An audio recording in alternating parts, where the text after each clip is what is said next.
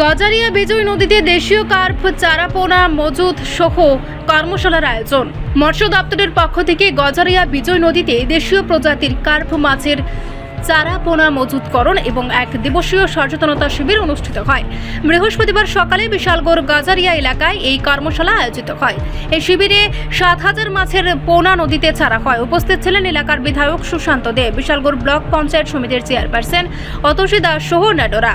কর্মসূচি নিয়ে বিধায়ক সুশান্ত দেব আরও বলেন, যে আমাদের মৎস্য যে চারাগুলো এখানে ডিস্ট্রিবিউশন হবে, আমার পূর্ববর্তী সময়ে বিভাসবাবু বলেছেন যে আসলে বিজয় নদীতে মাছ ছাড়া সরকারের একটা উদ্দেশ্য যে আমরা জনগণকে প্রত্যেকটা পঞ্চায়েতে যেখানে মাছের চাষ যে আমরা যেখানে অনুষ্ঠানটা আজকে শুরু করেছি, আমরা জানি এই গজারিয়া এবং কেকেনগরে মাছের একটা ভালো একটা উৎপাদন আছে, যেখানে আমার সামনে এখন যিনি উপস্থিত হয়েছেন গজারিয়া পঞ্চায়েতের যিনি একজন এখানে মৎস্য সহায়ক কৃষক আছেন, এখানে ভালো একটা মাছের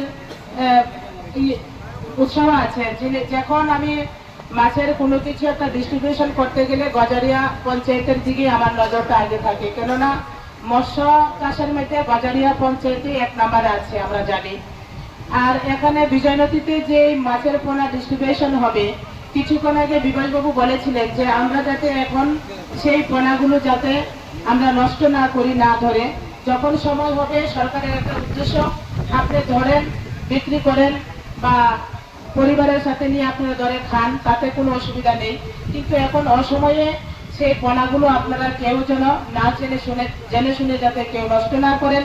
তো আগামী দিনেও আমরা এখানে বিজয় নদীতে আজকে ডিস্ট্রিবিউশন হবে, পরবর্তী সময়ে কসবা বাইতাদিঘি পঞ্চায়েতের আন্ডারে ওই নদীতেও ডিস্ট্রিবিউশন হবে। পাশাপাশি কিছুদিন পরে আবার আপনাদের মতো মাছের পোনা ডিস্ট্রিবিউশন হবে।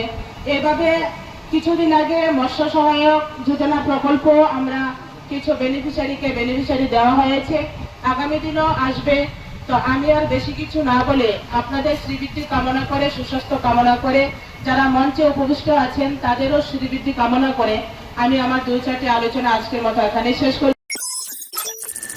রিপোর্ট সংবাদ প্রতীক্ষা।